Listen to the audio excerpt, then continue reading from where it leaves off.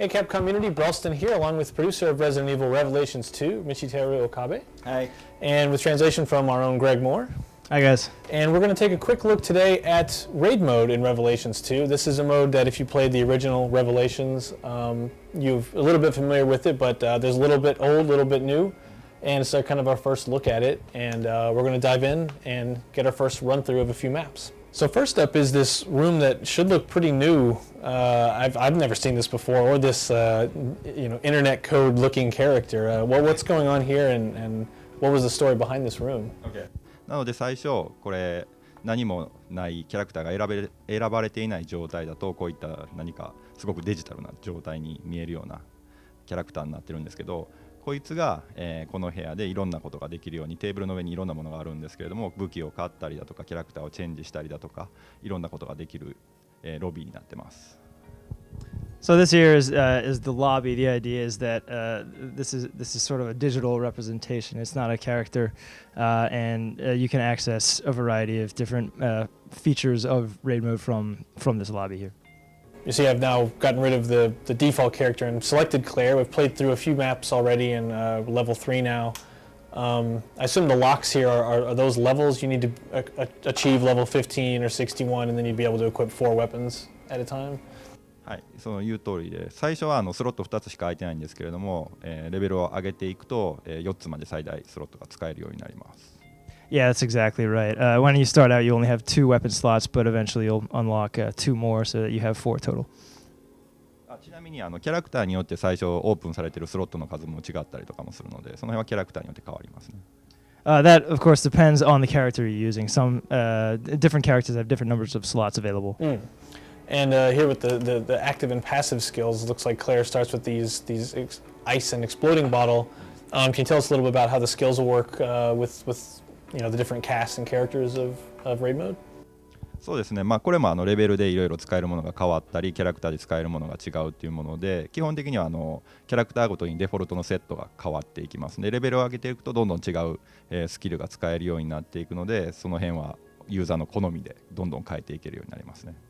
So yeah, basically the skills that you have vary from based on what character you are and what level you are, and the default sets of skills that you have vary with each character. And then as you progress with those characters, you get a broad variety of different skills. So you can really choose the character to your liking and have a very different play style based on that. And we were looking at some of these earlier, and some of these gestures are pretty great. If you want to talk about do you have any stories from the mocap sessions for some of these? These would be really fun to bust out in a map, that's for sure. But what made you guys decide to get pretty fun with these? そうですね、これ開発者たちがカプコンにあるモーションキャプチャースタジオを使っていろいろとジェスチャー撮ったりしてたんですけれども、できる限り可能な数を入れてますね。でこれもキャラクターによって大体共有なんですけれども、今後、できればアップデートもしていきたいなとは思いますね。でこれは特に、2人で遊んでる時とかに使用してもらえると楽しいんじゃないかなと思いますね。Yeah, they had a lot of fun in the motion capture studio coming up with as many of these as they could.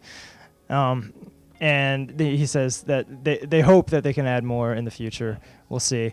But yeah, this is certainly something that they thought would be extra fun when you're playing with a friend. Absolutely. And then I guess in the most basic sense, how do you actually go about unlocking, because we saw Claire there, and then Barry obviously is available. We assume there'll be more characters. Any news on how many characters we might see, or how you unlock them? そうですね、今アナウンスしているキャラクターだと、あとモイラは使えるように当然なるのと、あとはDLC でこれも発表してると思うんですけど、ハンクとウェスカーが、購入いただくか、特定のコンプリートシーズン買ってもらうとか、いろいろなやり方で、ハンクとウェスカーは使えるようにはなります。あとはもう今後の情報を楽しみにしてもらいたいなと思います。So for now, we've confirmed, obviously Moira will be playable, and then we've also confirmed that via DLC, Hunk and Wesker will be playable, and there's a few different ways you can get that. If you buy the complete season, for example, you can unlock those too. And we'll have more information to share on the characters in the future, so stay tuned. Well, I guess we'll head into actually one of the missions now really quick, just to give a sense. So these are, you're describing, there's like level 1, and then as you go down you see 2, 3, 4, and these are as you buy each of the episode content. So it looks like each episode you buy of Revelation, so episode 1 is February 24th when it kicks off, you'll get these raid mode stages as part of that, and then subsequent episodes unlock as well. そうですね、エピソード1からすでに遊べるようになるんですけれども、エピソード1買った時にはダンジョンの、3つダンジョンが入ってます。でその後エピソード2、3、4って買っていただくとダンジョンがどんどん増えていきます。今開いてるこの見えてる1っていうのはダンジョン1っていうようなことで、そのダンジョン1の中に6ステージ入っているので、どんどんそのエピソード購入していくと遊べるダンジョンも増えていくっていうような感じになりますね。So yeah, when you buy episode 1, you will start out with 3 dungeons available, or 3 stages, and as you buy more episodes, you'll get more stages to play in raid mode. There's only 1 available right now, but you unlock the dungeon 2 and 3 within episode 1. I see. I guess we'll finish this off with, we'll just keep it simple and go into the very first map. And this is asking to, much like the original raid, you can use your points, or in this case currency, to refill your weapons, go in the stage kind of recharged, as it's telling you to do there, to replenish your ammo in the store. And yeah, I thought that was kind of neat. The enemies, once again, have different abilities. If you remember the original, it would be they would be tall and strong or small and fast, but this, it looks like they get a little crazier with some of the abilities. Do you have any examples of some of those? そうですね、今回アビリティが前回とは違って追加されている要素としてもありまして、クリアが使う武器、キャラクターが使う武器にも属性がありますし、当然その属性を生かして敵を倒すんですけれども、敵の方にも属性があって、例えば氷の属性を持っている敵だとこっちは非属性の武器を使った方が有利だとかっていうような戦略が立てれます。So just talking a little bit about some of the abilities that will play into that will factor in Revelations 2. For example, some of Claire's weapons have elemental attributes, and so you'll want to equip those and use those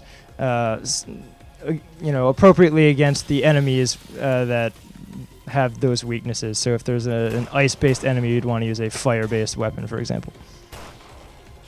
So yeah, that was our first look at one of the ice weapons there, actually. And since this is level 1, the enemies move a little slower. They have not much hit points, but it's all in an effort to kind of ease you in to the process of how you would grind through these stages. But then as you go through the difficulty settings, they move faster, they get stronger. Just in case for those watching who didn't play a lot of the original raid. そうですね、敵今はレベル1って表示もされていると思うんですけども、どんどんレベルが上がっていくとその分当然強くなっていきます。でさらにその敵が速くなったりとかでかくなったりとかっていう別のその属性もついてくるので、それはもうダンジョンが進んでいくとどんどん敵が強力になっていくという感じですね。Yeah, as Brett said, you can see these enemies have a level 1 displayed over their head, and yeah, they're pretty weak right now. But as you get further and further into raid mode, they will of course level up, and that makes them faster and bigger, and it will even cause enemies with new types of elemental attributes to appear. What are these I'm picking up here that look like literal records? Nice vinyl machine gun. はい。で各ステージにミッション中には今の形でレコード版が拾えるんですけども、レコード版は拾った時には何かわからないんですが、それを拠点に戻ってロビーに戻ってから、解析することによってそれが武器なのかカスタムパーツなのかっていうのが分かれてきます。So when you pick up these records throughout the dungeons in raid mode, you won't know what they are, but when you go back to the lobby and have them appraised, you can find out. And in general, they're either going to be weapons or custom parts. I see. So is that in saying that's either could be a Magnum gun or a part related to a Magnum, or? 例えば今のだとマグナムのレベル何かとかマグナムの中でもどういったものかっていうのが解析することによって変わってくると思います。So yeah, the one we just saw, it's a Magnum. We don't know what level it is. You'll find out when you go bring it back to the lobby. I see, and that's where that kind of core loop for raid mode came in, was wanting to find, like, this Magnum's attributes are slightly different from one your friend might have found, and make, and then you can tweak it further with the custom parts, and you kind of end up with characters who aren't necessarily, two people wouldn't play with the same Claire or have the same Barry, because of the way you've leveled them up with their weapons. Was there anything else from the original raid that you looked to, or like, okay, this is a core idea we wanted to make sure we maintained? Obviously you're going to mix things up a little bit, but what were the core ideas of the original raid you wanted to stick to? もともとこのゲームシステムっていうのはハック&スラッシュって呼んでるもので、どんどんレベルアップすることで楽しんでもらうっていうのはレベレーション1の時と変わらないものになってるんですけども、今回違う点としては、まず簡単なところでいくとレベルアップの前回多分レベル50までだったと思うんですけど、レベル100まで上げれているのと、あとステージが、前回はレベレーションのストーリーに合わせて同じステージがレイドモードでは遊べるっていう感じだったんですけども、今回は過去作品だとかレベレーションズ2の中からいろいろ使ってるんですけれども、全くストーリーと同期するというよりかはレイドモード専用で別のステージを用意しているので、その辺は見た目でも楽しめるんじゃないかなとは思いますね。So I guess the main thing carried over is what we in Capcom Japan refer to as a hack and slash gameplay, which may seem weird to the West since using guns, but that's what they think of this as, this sort of fast action gameplay. But there's obviously been some major changes. One of the big things is that in Revelations 1, the level capped at 50, and this time they brought it to level 100. And the other big thing is that in Revelations 1, all the stages were taken from the main story mode, and in this they thought it would be more fun if they were able to deviate from the story campaign and have modes that are special just for raid mode.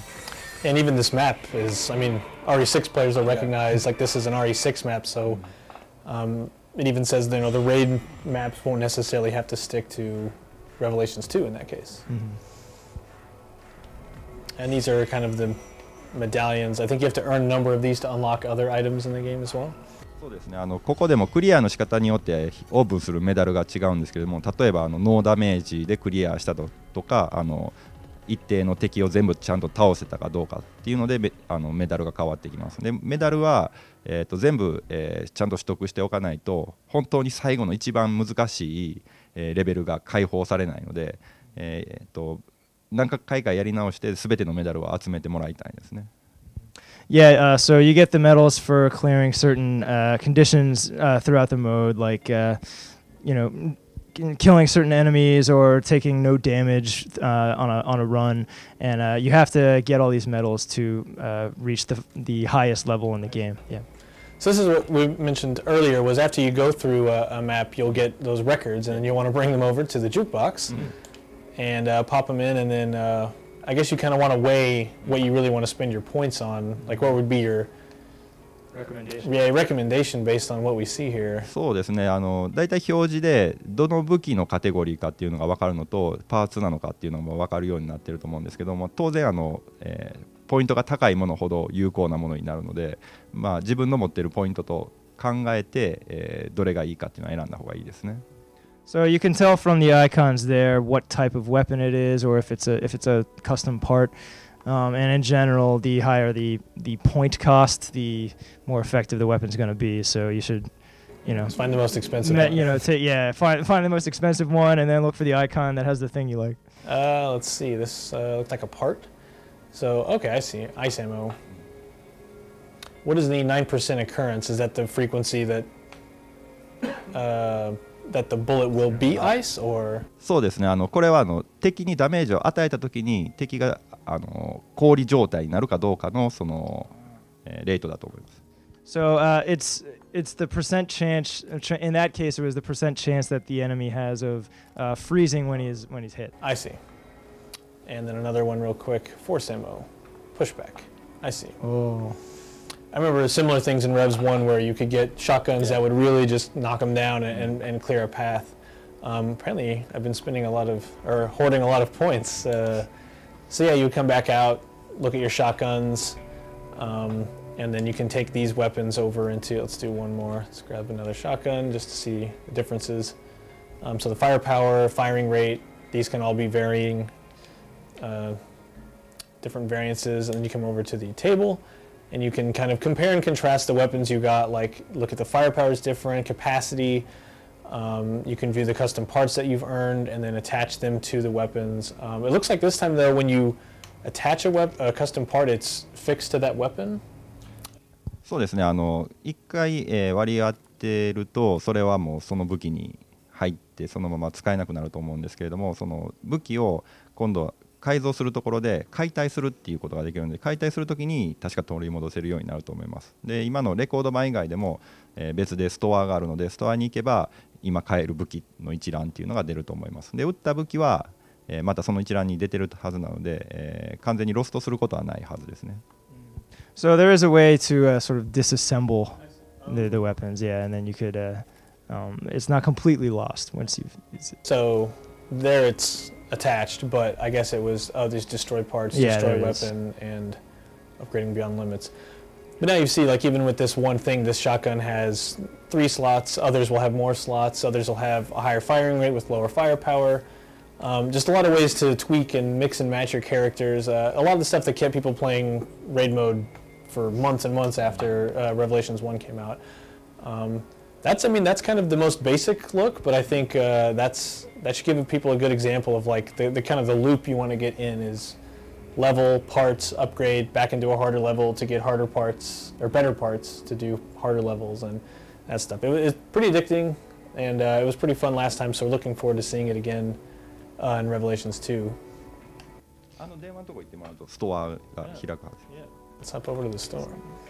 So, yeah, like RE1 or Revs 1, you can kind of sift through or filter by weapons or parts. High roller, I remember. So we can like buy this gun. Does this still do the thing where it's kind of random each time you go in the store? ここは確かレベルが上がっていくことでどんどんストアの、内容も変わってくるはずですね。So it's the way it works is when as you level up, the stock at the store will change. I see. 左に行くと、レイドのヘルプが出るので、細かな説明っていうのはもう一つ左に。So if you go all the way to the left there, that's raid mode help.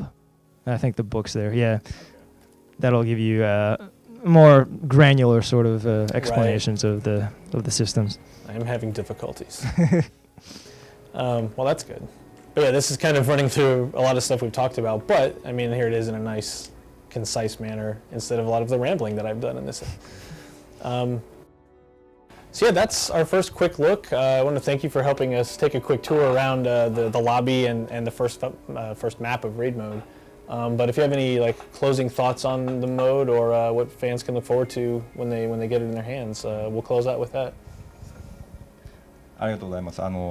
ただしちょっと一つ残念な情報としてコープのオンラインがすぐにエピソード1からは遊べないんですけれども、オフラインでは友達と、スプリット画面でも遊べるのでぜひそこは試してもらいたいです。オンラインがいつ遊べるようになるかは今後の情報を公開したいと思いますのでしばらくお待ちください。